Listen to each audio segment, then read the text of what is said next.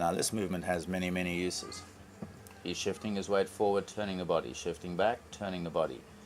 As the hands extend, the hips are already coming back. As the hands are going backwards, the hips are coming forward.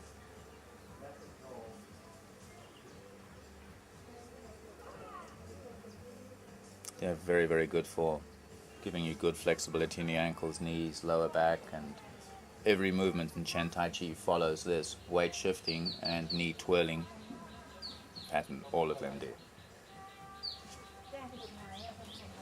And we're changing sides. For anybody seriously wanting to practice push hands, we can apply any of the 8 principles from this particular movement and work into any of the 5 directions as well. More detailed material on the 8 principles and 5 directions present in this will be available. Check our website for details in the future. That's coming soon, you know. From here, closing and settling. Even though Henry looks like he's standing up, really all his weight is going down.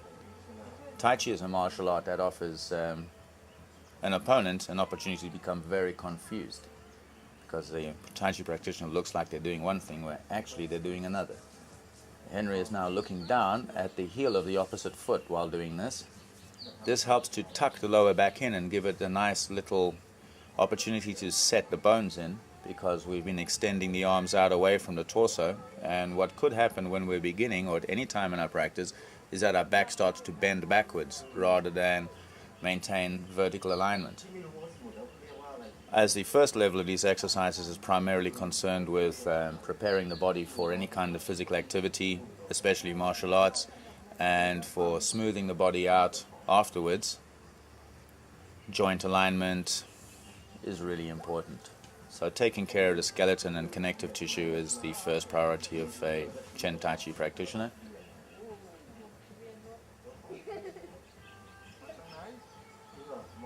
From here we're rotating the hips.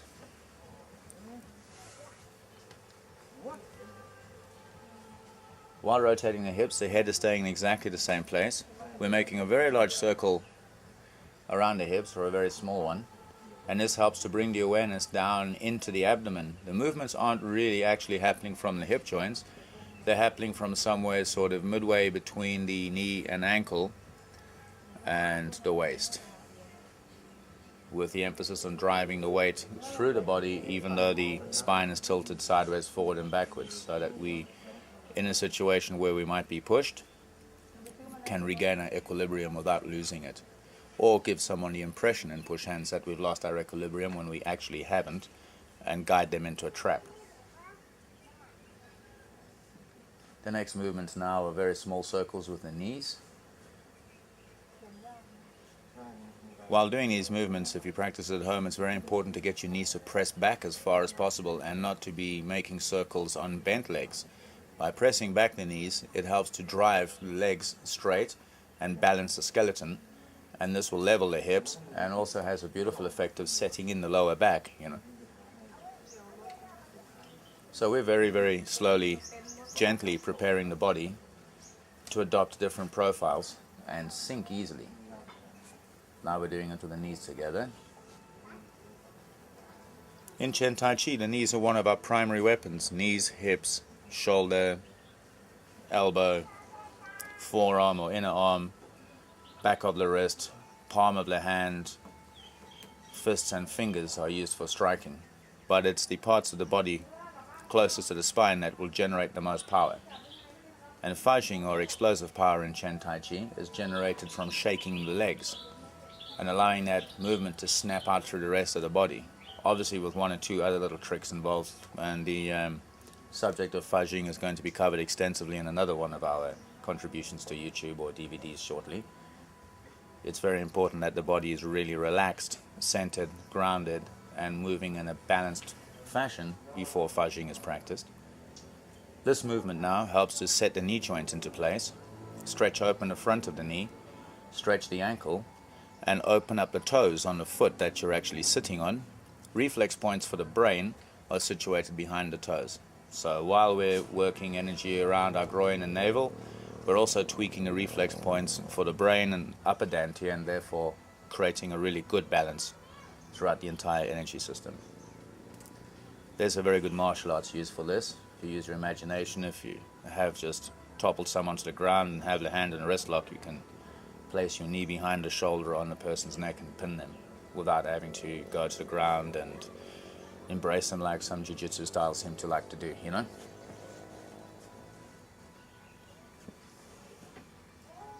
From here we're squatting down.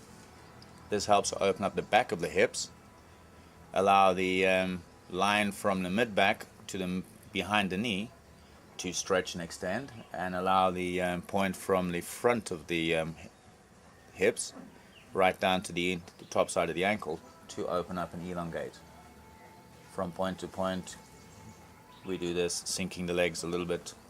As you notice, Henry is doing very little to lose inclination or vertical alignment on the spine. It's very important that the weight of the back is going through the hips and into the feet, regardless of what body posture you're taking on. Here you'll see his wrists and hands, elbows, shoulders, torso, upper, back. In fact, the whole body is completely relaxed. His head is suspended from a point behind the ears or from above. There's two different ways of doing that. From here we're shaking down, getting the weight. You'll notice that 60% of Henry's weight is going to the ground and some is coming forward. This movement here is to shake the knee and the hip joints loose. If you're shaking your skeleton while trying to realign it, you have a better chance of it dropping back into place than you have if you merely just stretch it out in one linear direction.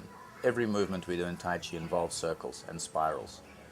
Spiraling force comes up from the feet into the hands, or is drawn from the hands down into the feet, depending on which way we're moving.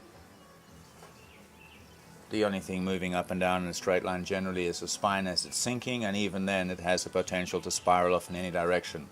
Everything in the body, every movement is always completely connected. It first starts off with very nice, easy little movements. You'll notice that Henry is not straightening his back leg, which is very important. Here he gives a little tweak to the system before stretching it hard, and then rotates.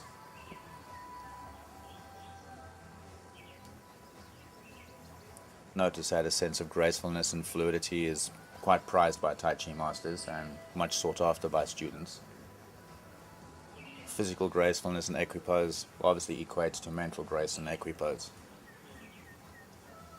Characteristics that tie in with the philosophical development and mental and spiritual development of any student of Tai Chi, and our school stresses development in all arenas.